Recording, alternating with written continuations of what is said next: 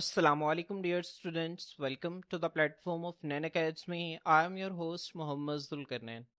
तो स्टूडेंट्स, आज के इस वीडियो के अंदर हम फर्स्ट ईयर बायोलॉजी जो हमारी न्यू बुक है, इसके chapter number 12 human skeletal and muscular system. Students, आज हम इसका फर्स्ट लेक्चर स्टार्ट करेंगे जिसके अंदर हम human skeletal and muscular system का इंट्रोडक्शन देखेंगे और साथ ही साथ बोन के स्ट्रक्चर को जो है वो भी डिटेल से स्टडी करेंगे।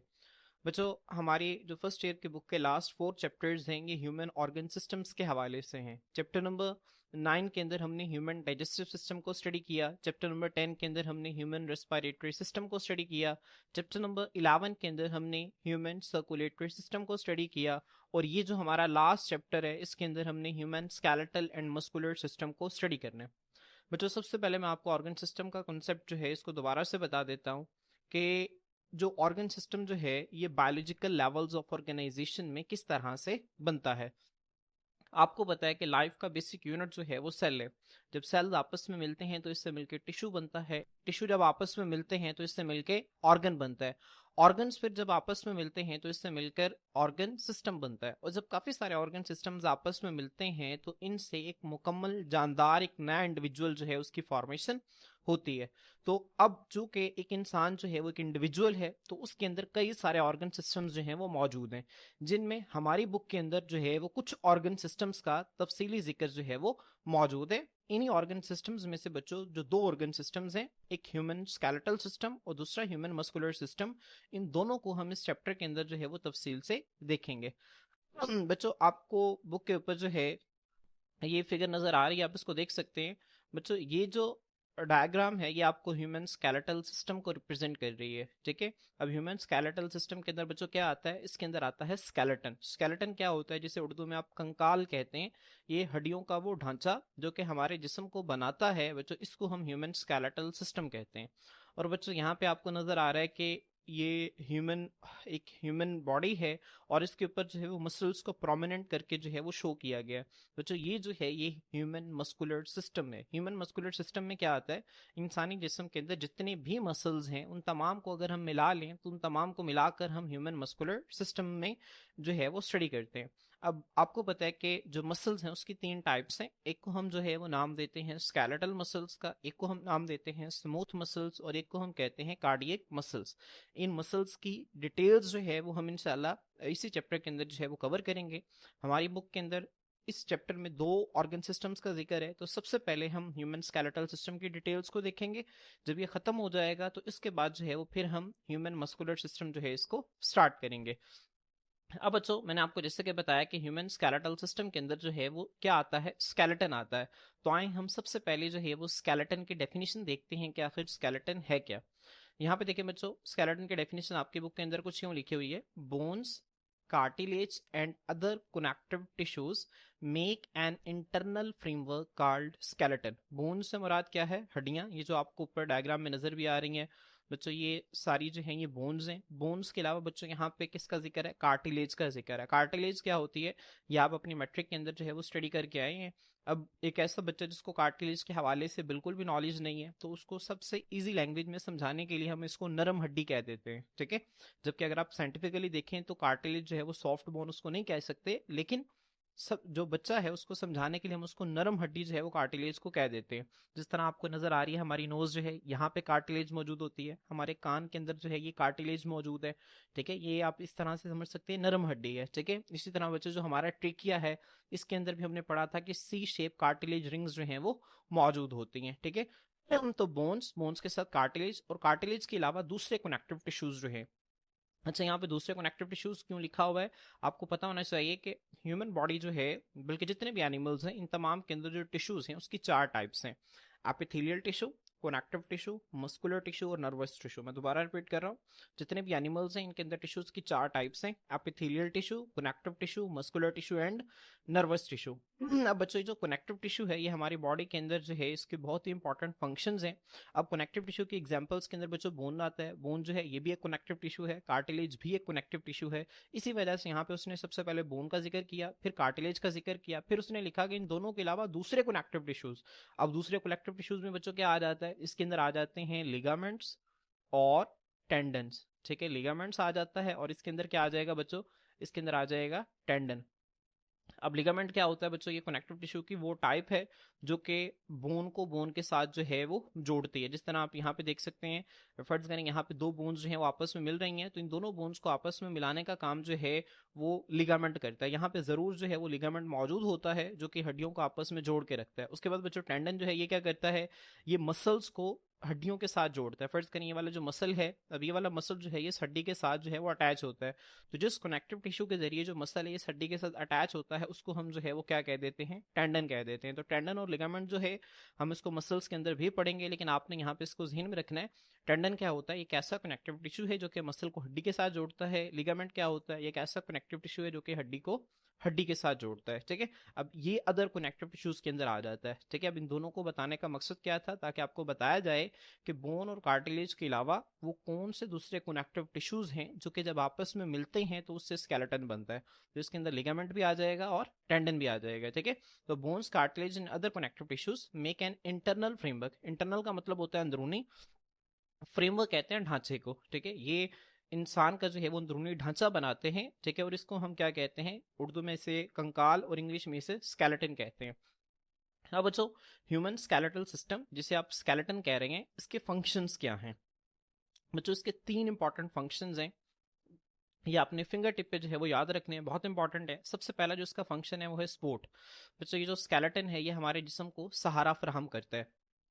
आपको पता है कि जो हमारी ये रीढ़ की हड्डी है, ठीक है, जिसे आप बैकबोन कहते हैं, ठीक है, और मेडिकल में इसे वर्टिब्रल कॉलम कहते हैं हम, ये हमारी बॉडी को जो है वो सपोर्ट फराहम करती है, सहारा फराहम करती है। अगर खुदा ना खास्ता ये डैमेज हो जाए तो आप सही से जो है वो खड़े भी नहीं हो सकते, ठीक है। तो आपने इसको जहन में रखना है। उसके बाद बच्चों ये जो स्केलेटन है, ठीक है, ये क्या करता है, ये प्रोटेक्शन फराहम करता है। हमारा बच्चों ये जो सर है, सर के अंदर जो हड्डियां हैं ये हमारे ब्रेन को प्रोटेक्शन प्रोवाइड करती हैं। हमारी जो पसलियां हैं ये हमारे लंग्स को, हमारे दिल को प्रोटेक्शन जो है वो फराहम करती हैं। हमारी किडनीज को प्रोटेक्शन जो है वो फराहम करती हैं, ठीक है। तो इस तरह ये प्रोटेक्शन भी प्रोवाइड करता है। उसके बाद जो तीसरा इसका फंक्शन है वो क्या है, ये मूवमेंट करवाता है। मूवमेंट का मतलब क्या है, हरकत करवाता है। अब आपको पता है कि हमारी बॉडी के अंदर जो है मसल्स जो हैं और हड्डियां, ये दोनों आपस में मिलकर मूवमेंट करवाते हैं। अगर खुदा ना खास्ता बच्चों कोई भी हड्डी जो है उसको चोट लग जाए या फ्रैक्चर आ जाए तो वहां पे मूवमेंट जो है वो पॉसिबल नहीं होती, ठीक है।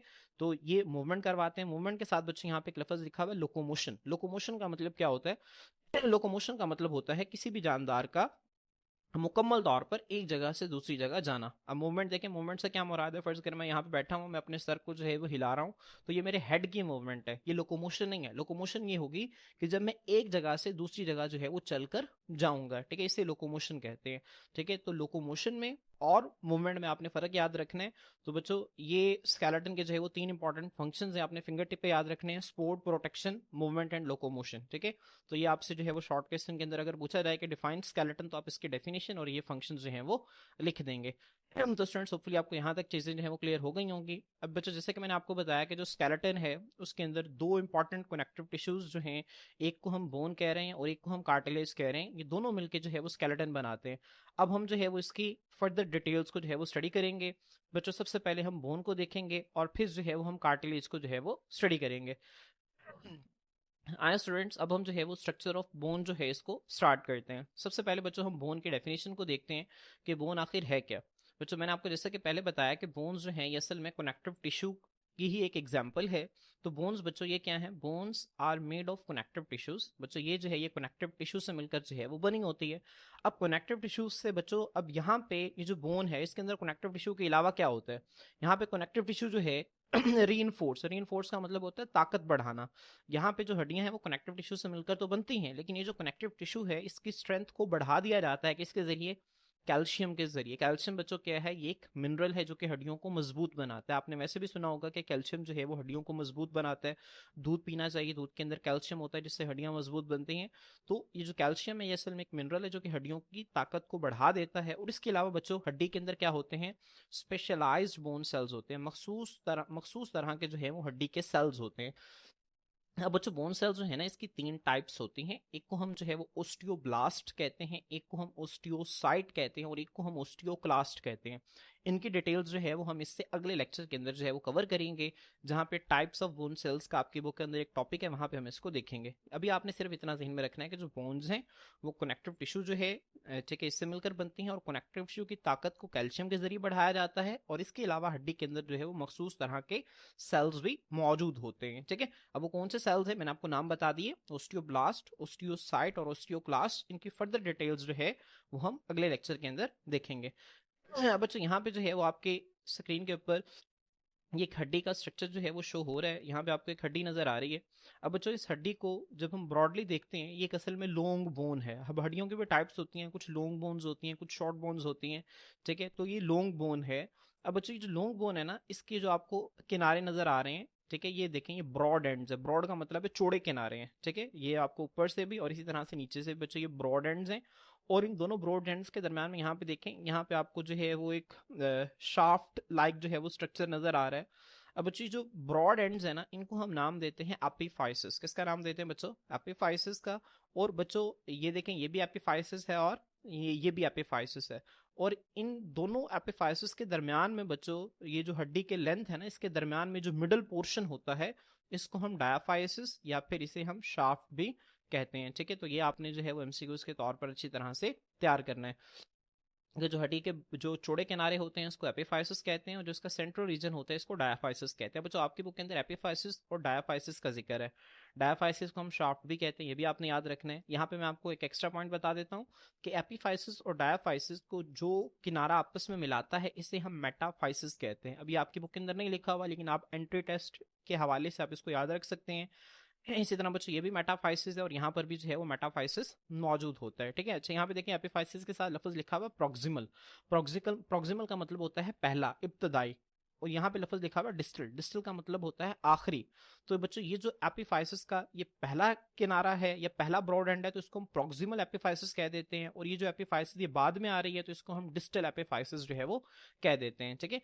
तो बच्चों आपकी बुक के अंदर जो है वो एक बॉक्स के अंदर इसका डिफरेंस जो है वो लिखा हुआ है। तो आपने, अगर आपसे पूछ लिया जाए इसका डिफरेंस, तो आपने बाकायदा जो है वो डायग्राम के साथ इसको लेबल करना है। डायग्राम बना के आपने इसको लेबल करना है, ठीक है। तो यहाँ पे देखें, the broad ends of a bone are called epiphysis. जो एक हड्डी के चौड़े किनारे होते हैं उसको हम एपिफाइसिस कहते हैं, जबकि जो दरमियान वाला हिस्सा होता है, मिडल पार्ट होता है, along the length of bone, हड्डी की जो लंबाई है उसके सेंट्रल पार्ट को जो है वो हम डायाफाइसिस कहते हैं। डायाफाइसिस को हम जो है वो शाफ्ट का नाम भी देते हैं। अब अगर आपसे पूछ लिया जाए तो आप इस तरह से सिंपल जो है वो हड्डी का स्ट्रक्चर ड्रॉ करके आप यह बता देंगे कि this is the epiphysis and this one is the diaphysis या शाफ्ट, तो ही आपको पूरे 2 नंबर मिलेंगे। सिर्फ आपने डेफिनेशंस नहीं लिखनी, बल्कि साथ लेबलिंग भी जो है वो ड्रॉ करनी है, डायग्राम भी आपने ड्रॉ करनी है, उसको साथ फिर लेबल भी करना है। अब बच्चों यहाँ पे जो है वो आपको एक स्लाइड शो हो रही है जिसमें बोन की कंपोजिशन आपको नजर आ रही है। बच्चों यहाँ पे आप देख सकते हैं, दिस इज द एपिफाइसिस, ठीक है, ये भी एपिफाइसिस है, और इसके जो सेंटर में जो है ये डायाफाइसिस, जिसे हम शाफ्ट कहते हैं, ये मौजूद है। अब जो आपने ध्यान में रखना है कि हड्डी के बाहर जो है वो एक टफ मेम्ब्रेन होती है, एक सख्त मेम्ब्रेन होती है, जो कि हड्डी की हिफाजत के लिए मौजूद होती है। उस मेम्ब्रेन को हम नाम देते हैं पेरियोस्टियम। किसका नाम देते हैं बच्चों? पेरियोस्टियम का। एक टफ मेम्ब्रेन होती है जिसने हड्डी को जो है वो सराउंड किया होता है। हम इसको आगे जो है वो देखेंगे। बच्चों यहाँ पे मैं आपको एक एक्स्ट्रा पॉइंट जो है वो बताता चलूँ कि जो पेरियोस्टियम है, वैसे तो वो सारी हड्डी के ऊपर मौजूद होती है, लेकिन यहाँ पे देखें, जहाँ पे ये ब्लू कलर का पोर्शन नजर आ रहा है ना, इसको हम कहते हैं आर्टिकुलर कार्टिलेज। अब आर्टिकुलर कार्टिलेज बच्चों क्या होता है, इसकी फर्दर डिटेल्स हम आगे देखेंगे, ठीक है, जब हम जॉइंट्स को स्टडी करेंगे। तो आप अभी सिर्फ इतना ध्यान में रखें कि बच्चों ये हड्डी का वो किनारा है जिसने आगे दूसरी हड्डी के साथ जो है वो ज्वाइंट बनाना है। अब जहां पे बच्चों ये आर्टिकुलर कार्टिलेज मौजूद होती है ना, वहां पे पेरियोस्टियम मौजूद नहीं होती है। मैं आपको एक इंपॉर्टेंट पॉइंट बता रहा हूँ, ये आपने इसको जहन में रखना है कि जो पेरियोस्टियम है ये वैसे तो सारी हड्डी के ऊपर मौजूद होती है, ठीक है, सिवाय उस जगह के जहां पर आर्टिकुलर कार्टिलेज जो है वो मौजूद हो, ठीक है। तो यहाँ पे भी पेरियोस्टियम नहीं होगी जहां पे ब्लू कलर की आर्टिकुलर कार्टिलेज है। इसके अलावा हर जगह पे जो है वो पेरियोस्टियम मौजूद होती है। पेरियोस्टियम के नीचे बच्चों हड्डी के जो है वो हिस्सा मौजूद होता है जो कि हार्ड होता है, जो कि सख्त होता है। इसको हम कहते हैं कॉम्पैक्ट बोन। बच्चों कॉम्पैक्ट बोन के अंदर की तरफ जो है यहाँ पे ये मौजूद होती है, ठीक है, स्पोंजी बोन। क्या मौजूद होती है बच्चों? स्पोंजी बोन मौजूद होती है। और स्पोंजी बोन को हम कैंसेलियस बोन भी कहते हैं। क्या कहते हैं? कैंसेलियस बोन। अभी आपकी बुक के अंदर नहीं लिखा हुआ, लेकिन आपने इसको ज़हन में रखना है कि स्पॉन्जी बोन को हम कैंसेलियस बोन भी कहते हैं। उसके बाद बच्चों हड्डी के अंदर यहाँ पे कुछ प्लेट्स होती हैं, यहाँ पे इस प्लेट को हम जो है वो एपिफिजियल प्लेट या फिर इसे ग्रोथ प्लेट्स भी कहते हैं। अब इसका काम क्या होता है? इसका काम ये होता है कि इसने हड्डियों की लंबाई में इजाफा करवाना है। आप देखते हैं कि एक 10 साल का बच्चा है, ठीक है, उसकी हड्डियों का साइज जाहिर सी बात है छोटा होगा, लेकिन जब वो 20 साल का हो जाएगा तो उसकी हड्डियां ग्रो करेंगी। अब हड्डियां ग्रो कैसे करती हैं बच्चों? हड्डियां ग्रो इस वजह से करती हैं क्योंकि उनके अंदर जो है वो ये ग्रोथ प्लेट्स होती हैं, ये हड्डियों के साइज में इजाफा करवाते हैं, ठीक है। तो बच्चों ये जो है ये आपने इसको जहन में रखना है। इस बच्चों यहाँ पे सेंट्रल में ये रीजन है, यहाँ पे जो है वो बोन मैरो मौजूद होती है। अब इसकी फर्दर डिटेल जैसे जैसे हम इसको आगे देखते जाएंगे, हम इनकी डिटेल्स को जो है वो कवर करते जाएंगे। बच्चों यहाँ पे आप फर्दर देख सकते हैं, यहाँ पे आपको मजीद बेहतर जो है वो स्ट्रक्चर नजर आ रहा है। ये सबसे पहले जो है बाहर पेरियोस्टियम है, पेरियोस्टियम के अंदर जो है ये कॉम्पैक्ट बोन है, कॉम्पैक्ट बोन के अंदर की तरफ जो है ये स्पॉन्जी बोन मौजूद है।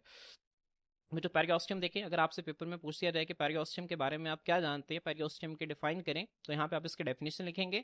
द बोन सरफेस, जो हड्डी की सतह है, इज कवर्ड बाय, वो ढकी होती है टफ मेम्ब्रेन, एक सख्त मेम्ब्रेन से, जिसको हम क्या कहते हैं? पेरियोस्टियम कहते हैं, ठीक है। अब बच्चों ये क्या करता है? ये हड्डी को ऊपर से जो है वो कवर करके रखता है और हड्डी की हिफाजत करता है। अब यहाँ पे बच्चों आपने एक इंपॉर्टेंट पॉइंट याद रखना है। अब बच्चों वैसे जो लाइन है ये आपकी बुक के अंदर जो है वो लास्ट पे लिखी हुई है, जो पैराग्राफ है ना स्ट्रक्चर ऑफ कॉम्पैक्ट बोन का, उसके आखिर में लिखी हुई है, लेकिन आपने इन लाइंस को जो है वो पेरियोस्टियम के साथ ही लिखना है। यहाँ पे देखें बच्चों, जो कोलेजन फाइबर्स होते हैं बच्चों, कोलेजन फाइबर्स क्या होते हैं? कोलेजन असल में एक प्रोटीन होती है। अगर आप चैप्टर नंबर 4 में जाएं तो चैप्टर नंबर 4 में बच्चों जब हमने प्रोटीन्स की क्लासिफिकेशन पढ़ी थी तो वहां पे मैंने आपको बताया था कि प्रोटीन्स जो हैं वो दो तरह की होती हैं। एक को हम फाइब्रियस प्रोटीन्स कहते हैं, एक को हम ग्लोब्यूलर प्रोटीन्स कहते हैं। जो फाइब्रियस प्रोटीन्स होती हैं ये फिब्रिल्स, धागों की शक्ल के अंदर जो है वो एग्जिस्ट करती हैं, जबकि जो ग्लोब्यूलर प्रोटीन्स होती हैं ये स्फेरिकल या फिर ग्लोब्यूलर शेप के अंदर एग्जिस्ट करती हैं, ठीक है। हम बच्चों वहां पे हमने कोलिजन को भी एग्जाम्पल के तौर पर स्टडी किया था। कोलिजन के अलावा हमने वहां पे कैराटिन देखा था, फिब्रिन देखा था, ये सारी फाइब्रियस प्रोटीन है। तो कोलिजन बच्चों एक फाइब्रियस प्रोटीन है जो कि धागों की शक्ल के अंदर मौजूद होती है, ठीक है। अब ये जो कोलिजन के धागे हैं इनको हम कोलिजन फाइबर्स कहते हैं। तो बच्चों ये जो कोलिजन प्रोटीन है ना, इसके जो रेशे हैं, इसके जो धागे हैं, इनको हम कोलिजन फाइबर्स कहते हैं। अब ये वाले जो कोलिजन प्रोटीन के रेशे हैं या धागे हैं ये क्या करते हैं? ये एंकर, एंकर का मतलब होता है गार्ड के रखना। जैसे जो जड़ें हैं ना वो पौधे को जमीन के अंदर गाड़ के रखती हैं, इसी तरह जो कोलिजन फाइबर्स हैं ये पेरियोस्टियम को एंकर करके रखते हैं, गाड़ के रखते हैं to the underlying bone tissue. Underlying bone tissue से मुराद ये है कि पेरियोस्टियम के नीचे जो हड्डी का हिस्सा मौजूद होता है उसमें, अब पेरियोस्टियम के नीचे क्या मौजूद होता है? कॉम्पैक्ट बोन मौजूद होता है, मैं आपको पहले ही बता चुका हूँ, ठीक है। अब बच्चों जो कोलिजन फाइबर्स हैं वो पेरियोस्टियम को नीचे कॉम्पैक्ट बोन के अंदर जो है वो गाड़ के रखती हैं, और इससे होता क्या है? हड्डी को इजाफी ताकत और तवाजुन मिलता है, ठीक है। प्रोवाइडिंग मुहैया करता है एडिशनल स्ट्रेंथ, इजाफी ताकत एंड स्टेबिलिटी और तवाजुन टू द बोन, हड्डी को। अच्छा यहाँ पे एक इंपॉर्टेंट पॉइंट बच्चों, ये जो कोलेजन फाइबर्स हैं ये एंटी टेस्ट के हवाले से मैं आपको बता रहा हूँ, इनको हम शार्पेज फाइबर्स भी कहते हैं, ठीक है। मैं आपको इस डायग्राम से जो है वो दिखा देता हूँ बच्चों। ये जो है ये हड्डी का जो है वो डिटेल स्ट्रक्चर यहाँ पे शो हो रहा है, लेकिन आपने जो है वो सिर्फ इस पॉइंट पे गौर करना है। ये जो आपको नजर आ रहे हैं बच्चों ब्लूइश लेयर, इसे पेरियोस्टियम है। ये जो पेरियोस्टियम है इसके नीचे जो है ये कॉम्पैक्ट बोन है। अब पेरियोस्टियम और कॉम्पैक्ट बोन को बच्चों ये जो आपस में अटैच करने वाले फाइबर्स हैं, कोलिजन फाइबर्स होते हैं, इनको हम शार्पेज फाइबर्स भी जो है वो कहते हैं। तो आपने इस पॉइंट को जो है वो अच्छी तरह से याद रखना है। अब बच्चों पेपर में आपसे पूछा जा सकता है कि डिफरेंस करें कॉम्पैक्ट बोन और स्पॉन्जी बोन के अंदर, ठीक है। अब डिफरेंस बच्चों आपकी बुक के अंदर नहीं लिखा हुआ, लेकिन मैंने आप लोगों के लिए जो है वो डिफरेंस डिजाइन कर दिया है। अगर आपसे पेपर के अंदर शॉर्ट क्वेश्चन आ जाता है कि differentiate between compact bone and spongy bone, तो आप लोगों ने यही डिफरेंस जो है ये बोर्ड के अंदर भी लिखना है और अपने एग्जाम्स के अंदर भी लिखना है। सबसे पहले बच्चों आप लोकेशन की हेडिंग देंगे। मैंने आपको पहले बताया हुआ है कि पेरियोस्टियम के नीचे जो है वो क्या मौजूद होती है? कॉम्पैक्ट बोन, जबकि जो स्पॉन्जी बोन है वो कॉम्पैक्ट बोन के अंदर मौजूद होती है, ठीक है। तो beneath the periosteum there is compact bone, periosteum के नीचे कॉम्पैक्ट बोन होती है। Beneath the compact bone, compact bone के नीचे क्या होती है? There is spongy bone. इसके बाद बच्चों इसका स्ट्रक्चर है, स्ट्रक्चर के अंदर आपने क्या लिखना है? कॉम्पैक्ट बोन का बच्चों जो बुनियादी स्ट्रक्चरल यूनिट होता है उसको हम नाम देते हैं हैवर्सियन सिस्टम का, और हैवर्सियन सिस्टम का एक और नाम है, इसे हम ओस्टियोन भी कहते हैं। मैं इसको दोबारा रिपीट कर रहा हूँ कि जो कॉम्पैक्ट बोन को बुनियादी स्ट्रक्चरल यूनिट होता है इसको हम हैवर्सियन सिस्टम कहते हैं। अब बच्चों हैवर्सियन सिस्टम का एक और नाम भी है, इसे हम ओस्टियोन कहते हैं। आपकी बुक के अंदर नहीं लिखा हुआ गालबन, तो आपने इसको जो है वो याद रखना है और इसको अपनी बुक के अंदर भी लिख लेना है कि Haversian system is also called as osteon. अब बच्चों जिस तरह दीवार को जो है वो बनाने वाला जो इकाई है वो एक ईंट है। अगर आप देखें ना तो दीवार जो है वो इतनी बड़ी दीवार है, वो किस यूनिट से मिलकर बनती है? वो ईंट से मिलकर बनती है। जब वो ईंट जो है वो बार बार रिपीट होती है और एक दूसरे के ऊपर अरेंज होती जाती है तो उससे पूरी दीवार बन जाती है। अगर आप देखें ह्यूमन बॉडी का, अगर आप देखें तो हमारी बॉडी का जो स्ट्रक्चरल यूनिट है वो क्या है? वो सेल है। सेल्स बार बार जब आपस में मिलते हैं तो वो क्या बनाते हैं? वो एक मुकम्मल जानदार बना देते हैं। इसी तरह बच्चों ये जो कॉम्पैक्ट बोन है, इसको बनाने वाली जो इकाई है, ठीक है, वो क्या है? वो हेवर्सियन सिस्टम या ओस्टियोन है। जब बहुत सारे हेवर्सियन सिस्टम या ओस्टियोन आपस में मिलते हैं तो इनके मिलने से जो है वो कॉम्पैक्ट बोन की फॉर्मेशन होती है। ठीक है, इसकी डिटेल जो है बच्चों वो भी हम आगे जो है वो कवर करेंगे। स्पॉन्जी बोन को देखें बच्चों, इसका स्ट्रक्चर क्या होता है? It has a lattice work. बच्चों लैटिस वर्क कहते हैं जाली नुमा, ठीक है, जाली नुमा काम। आपने अगर जाली देखी हो ना तो जाली बच्चों क्या होती है? उसके जाली के अंदर जो है वो छोटे छोटे से जो है वो सुराख होते हैं, ऐसे ही है ना, आपने अगर देखा हो। ठीक है, ये जाली के अंदर छोटे छोटे से सुराख होते हैं, जैसे ये आपको नजर आ रहा है। अगर लोहे की जाली अगर आप देखें तो यहाँ पे जो है जो है लोहे का हिस्सा मौजूद होगा और इसके अंदर जो है छोटे छोटे सुराख जो है मौजूद होंगे। तो इसको बच्चों हम लैटिस वर्क कहते हैं। जो स्पॉन्जी बोन है बच्चों, जब हम इसको देखते हैं तो इसका जालीनुमा हमें स्ट्रक्चर नजर आता है। अब बच्चों वो जालीनुमा स्ट्रक्चर क्यों नजर आता है? क्योंकि बच्चों वो मुश्तमिल होता है कंसिस्टिंग ऑफ बोनी स्पाइक्स।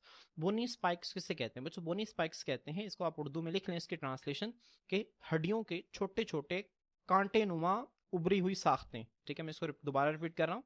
हड्डियों की छोटी कांटे नुमा उभरी हुई साख्तें। मैं दोबारा इसको रिपीट कर रहा हूँ। बोनी स्पाइक्स क्या होते हैं? हड्डियों की छोटी कांटे नुमा उभरी हुई साख्तें, इनको हम जो है वो क्या कहते हैं? बोनी स्पाइक्स कहते हैं। ठीक है, मैं यहाँ पे आपको बच्चों डायग्राम से भी जो है वो दिखा देता हूँ। अगर आप इस डायग्राम के अंदर देखें ना तो यहाँ पे आपको बड़ा ही जो है वो क्लियर नजर आ जाएगा। बच्चों जब आप इसको देखते हैं ना तो ऐसे लगता है जैसे हड्डियां जो है उनके बारीक किनारे कांटेनुमा साख्तें जो हैं वो बाहर की तरफ निकली हुई हैं। ठीक है, अब बच्चों इन्हें हम असल में बोनी स्पाइक्स कहते हैं। ठीक है, इन्हें क्या कहते हैं? बोनी स्पाइक्स। और बोनी स्पाइक्स को जब आप देखेंगे ना तो आपको दूर से जब आप इसको देखेंगे तो आपको ऐसा लगेगा जैसे ये लैटिस वर्क है, जालीनुमा एक आपको साख्त नजर आती है। और ये जालीनुमा साख्त क्यों नजर आती है? क्योंकि यहाँ पे हड्डियों के छोटे छोटे कांटेनुमा साख्तें जो है वो मौजूद होती हैं, जिनके दरमियान खाली जगह मौजूद होती हैं। ठीक है, इन्हें हम बोनी स्पाइक्स कहते हैं। अच्छा, आपने ध्यान में रखना है, इन्हीं बोनी स्पाइक्स को हम एक और नाम भी देते हैं, इन्हें हम ट्रेबिक्यूलाई भी कहते हैं। क्या कहते हैं बच्चों?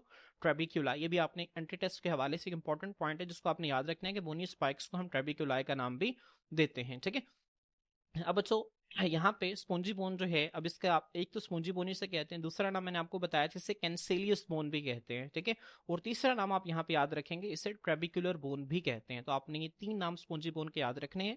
स्पॉन्जी बोन को कैंसेलियस बोन भी कहते हैं और इसे हम ट्रेबिकुलर बोन भी जो है वो कहते हैं। तो स्टूडेंट्स होपफुली आपको यहाँ तक जो है वो चीजें क्लियर हो गई होंगी अच्छी तरह से कि कॉम्पैक्ट बोन और स्पॉन्जी बोन जो है इसके स्ट्रक्चर के अंदर क्या फर्क होता है। यहाँ पे देखें, मैं दोबारा इसको रिपीट कर रहा हूँ, ये जालीनुमा साख्त होती है जो कि बोनी स्पाइक्स, हड्डियों के छोटे छोटे कांटे नुमा उभरी हुई साख्तें होती हैं। ठीक है बच्चों, इस पर मुश्तमिल होता है। ये हड्डी को क्या करते हैं? हड्डी को लाइट, लाइट का मतलब होता है हल्का बनाते हैं, स्ट्रॉन्ग और मजबूत बनाते हैं। ठीक है, अब ये जो बच्चों बोनी स्पाइक्स हैं इनके अंदर एम्प्टी स्पेसेस होती हैं। अब इन एम्प्टी स्पेसेस की वजह से जो हड्डी है उसका वजन जो है वो कम होता है, और दूसरा हड्डी जो है वो प्रेशर को बहुत ही बेहतर अंदाज से जो है वो बर्दाश्त कर सकती है।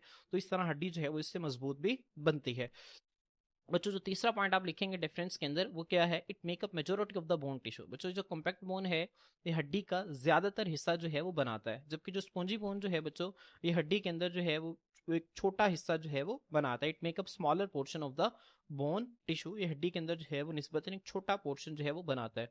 अगर आप जो है बच्चों वो इस डायग्राम के अंदर देखें जो मैंने आपको यहाँ पे दिखाई थी, ठीक है, तो यहाँ पे बच्चों ये जो आपको नजर आ रहा है ना बोन एंड्स, ये जो लॉन्ग बोन्स हैं इनके एंड्स के ऊपर यहाँ पे बच्चों ज्यादातर स्पॉन्जी बोन जो है वो मौजूद होती है। ठीक है, लेकिन बच्चों जो कॉम्पैक्ट बोन है वो पूरी की पूरी हड्डी के अंदर जो है वो मौजूद होगी। ठीक है, तो इस तरह से जो कॉम्पैक्ट बोन है वो बोन का मेजोरिटी ऑफ द पोर्शन जो है वो बनाते हैं, जबकि जो स्पॉन्जी बोन है बच्चों ये क्या करते हैं? एक छोटा पोर्शन जो है वो बनाते हैं। तो स्टूडेंट्स होपफुली आपको डिफरेंस जो है अच्छी तरह से क्लियर हो गया होगा।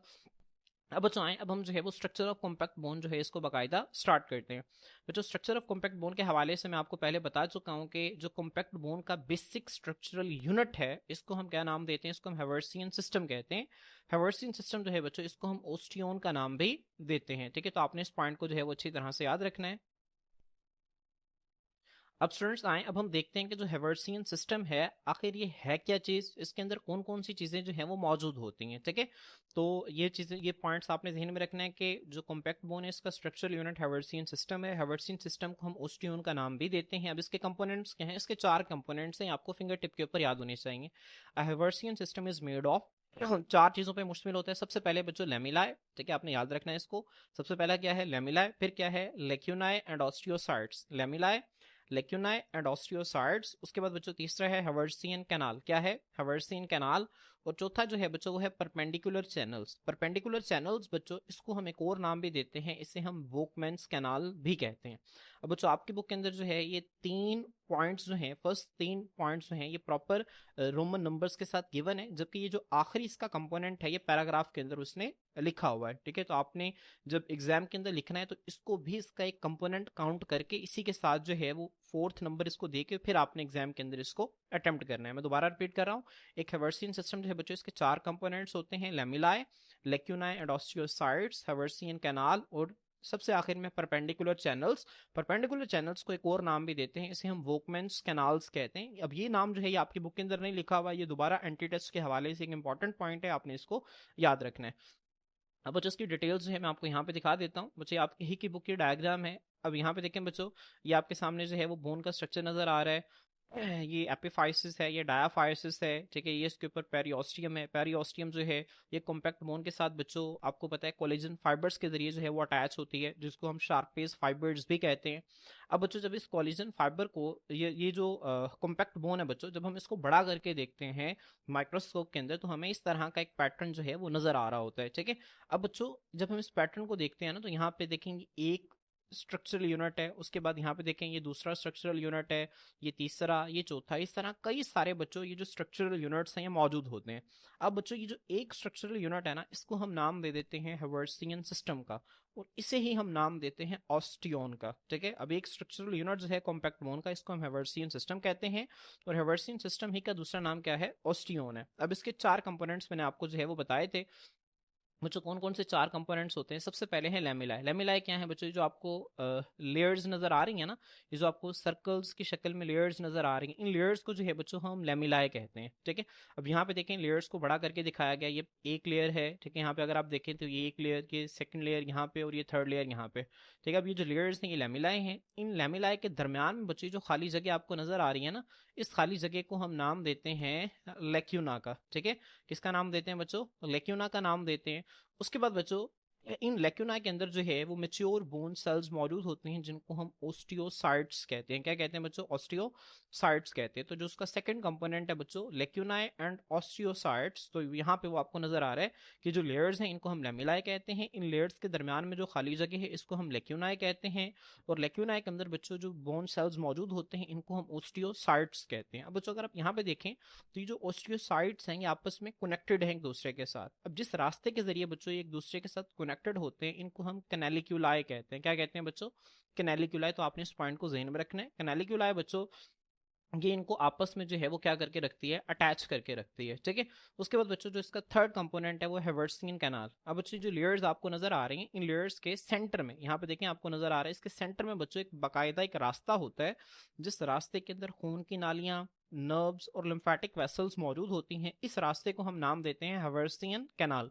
किसका नाम देते हैं बच्चों, हेवर्सियन कैनाल का। ये इसका थर्ड कंपोनेंट हो गया। ठीक है, उसके बाद बच्चों यहाँ पे जो इसका चौथा कंपोनेंट जो है परपेंडिकुलर चैनल्स, जिसको हम वोकमैन्स कैनाल कहते थे, वो यहाँ पे आपको नजर आ रहा है। यहाँ पे आप देख सकते हैं बच्चों, these are the perpendicular channels. अब ये परपेंडिकुलर चैनल्स बच्चों क्या करते हैं, ठीक है, ये बच्चों हेवर्सियन कैनाल्स को आपस में कनेक्ट करने का काम करते हैं। ठीक है, हेवर्सियन कैनाल को आपस में कनेक्ट करते हैं, और साथ ही साथ बच्चों इसको पेरियोस्टियम के साथ भी कनेक्ट करते हैं। इसकी फर्दर डिटेल्स हम आगे देखेंगे। यहाँ पे मैं सिर्फ आपको इसका ब्रीफ सा जो है वो ओवरव्यू दे रहा हूँ। तो स्टूडेंट्स होपफुली आपको इसके कंपोनेंट्स जो है इसकी समझ आ गई होगी। अब हम बाकायदा जो है बच्चों इसके एक एक कंपोनेंट को जो है वो डिटेल से देखते हैं। यहाँ पे बच्चों दोबारा से आपको नजर आ रहा है ओस्टियोन या हेवर्सियन सिस्टम जो है ये इस फर्दर ये जो आपको नजर आ रहा है बेसिक सा स्ट्रक्चरल यूनिट है, इसको हम कहते हैं। उसके बाद इसके आगे से 4 कंपोनेंट्स है जिसको आपने याद रखना है। लेमिलाए है, उसके बाद लेक्यूना एंड ऑस्टियोसाइट्स है, उसके बाद बच्चों जो थर्ड कंपोनेंट है हेवर्सियन कैनाल। ठीक है, यहाँ पे आप देख सकते हैं ठीक है, ये जो लेयर्स नजर आ रही हैं लेमिलाए हैं, और उसके बाद बच्चों ये जो स्पेसेस नजर आ रही हैं लेमिलाए के दरमियान ये लेक्यूनाए हैं, और यहाँ पे बच्चों ऑस्टियोसाइड्स जो है वो मौजूद हैं।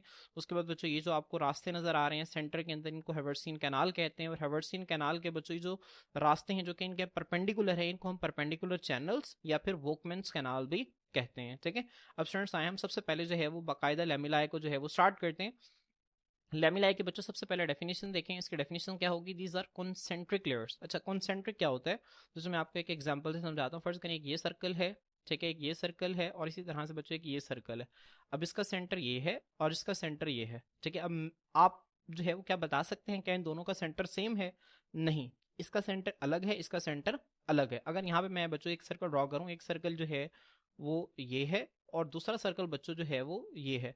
अब इन दोनों सर्कल्स, इसका सेंटर भी यही है और इसका सेंटर भी यही है, तो अब ये जो दो सर्कल्स है ना, इनको हम कहेंगे, ये दोनों सर्कल जो हैं ये कॉन्सेंट्रिक हैं। कॉन्सेंट्रिक का मतलब होता है हैविंग द सेम सेंटर। अब लेमिलाए बच्चों क्या होते हैं, ये कॉन्सेंट्रिक लेयर्स होती हैं, मतलब ऐसी लेयर्स होती हैं जिनका सेंटर जो है वो क्या होता है, सेम होता है। इस तरह ये देखें, थर्ड लेयर है तो इसका सेंटर भी यही होगा।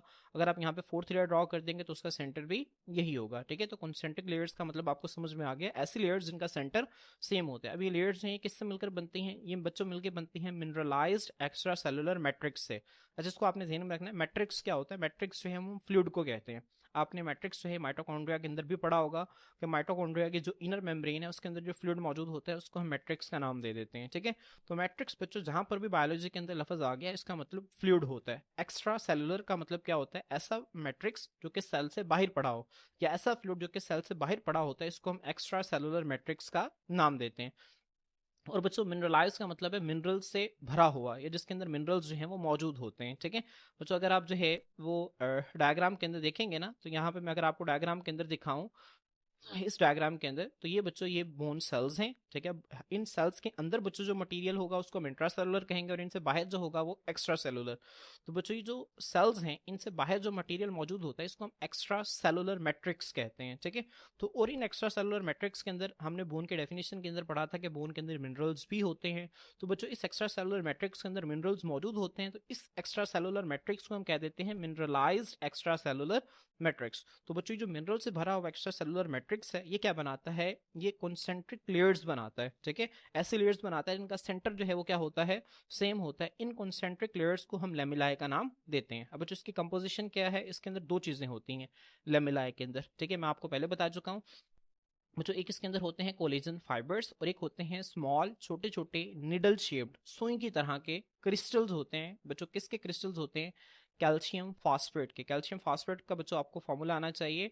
कैल्शियम फास्फेट जो है ये Ca, उसके बाद ये 3, उसके बाद PO4 और देन 2, यहाँ पे आप 2 लिखेंगे। तो बच्चों ये कैल्शियम फास्फेट का जो है वो फॉर्मूला है, तो आपने इसको जो है वो अच्छी तरह से याद रखना है। अब बच्चों इस कैल्शियम फास्फेट के छोटे छोटे से बारीक सुई की तरह के क्रिस्टल्स जो हैं वो मौजूद होते हैं।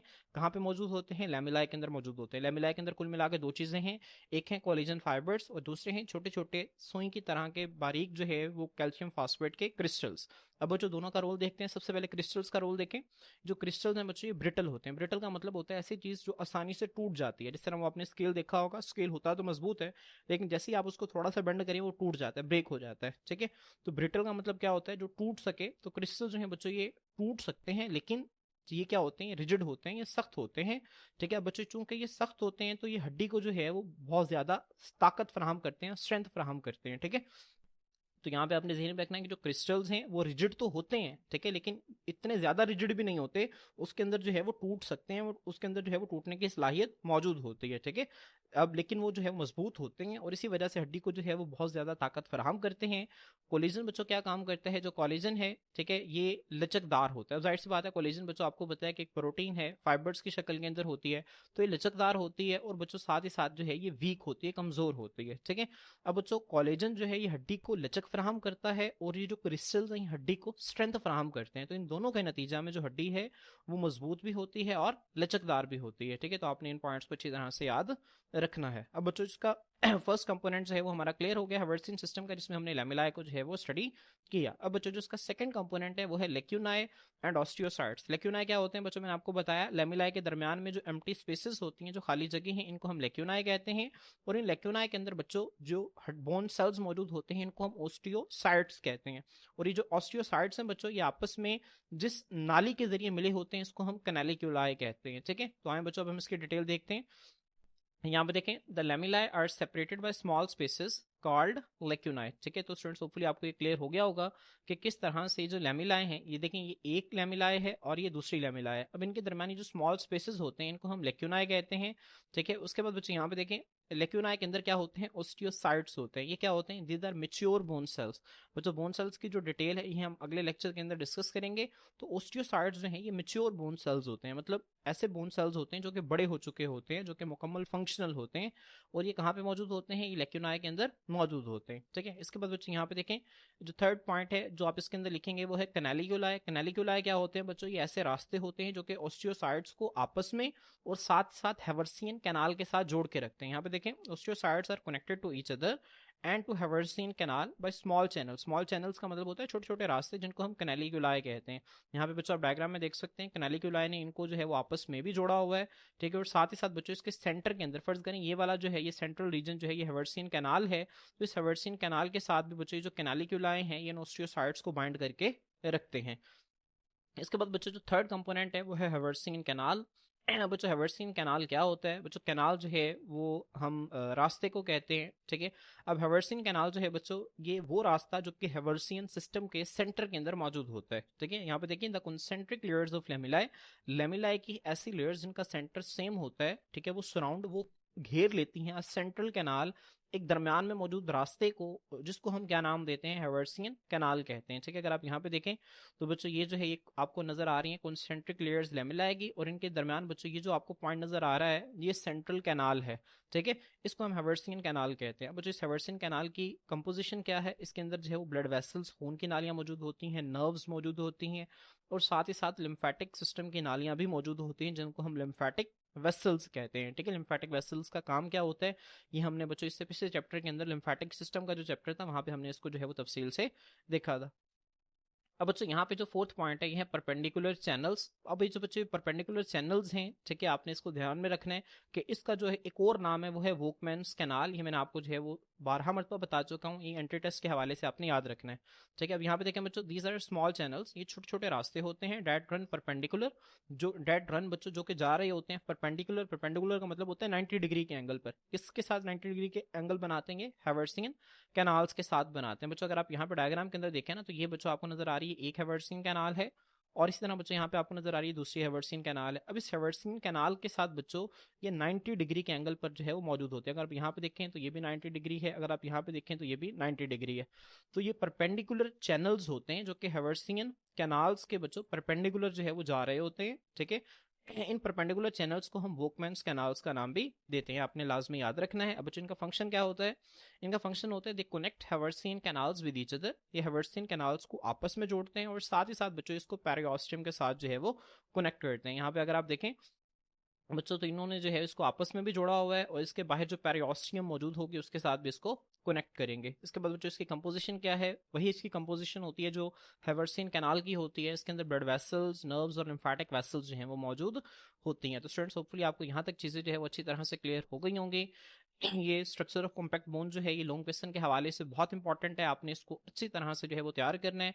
आपने इसके कंपोनेंट्स को जो है वो लाजमी देखना है, और इसके साथ आपने बाकायदा इसके डायग्राम जो है जो कि आपके बुक के अंदर बनी हुई है, इस डायग्राम की आपने प्रैक्टिस जो है वो लाजमी करनी है। ये स्पेशली ये वाली डायग्राम जो है, ठीक है, आप सारी डायग्राम ना बनाएं तो कम से कम जो है वो आप ये बोन बना लें, साथ आप जो है वो एक हेवर्सियन सिस्टम बना लें। ठीक है, और साथ आप इसको जो है वो आपने लाजमी जो है वो ड्रॉ करना है, आपने इसकी अच्छी तरह से प्रैक्टिस करनी है। डायग्राम बनाएंगे तो ही आपको बोर्ड के अंदर अच्छे मार्क्स जो हैं वो मिलेंगे। तो स्टूडेंट्स होपफुली आपको लेक्चर जो है क्लियर हो गया होगा। अगर आपका किसी भी किस्म का कोई भी क्वेश्चन हो तो आप कमेंट सेक्शन के अंदर पूछ सकते हैं। आज के लिए इतना ही, अल्लाह हाफिज।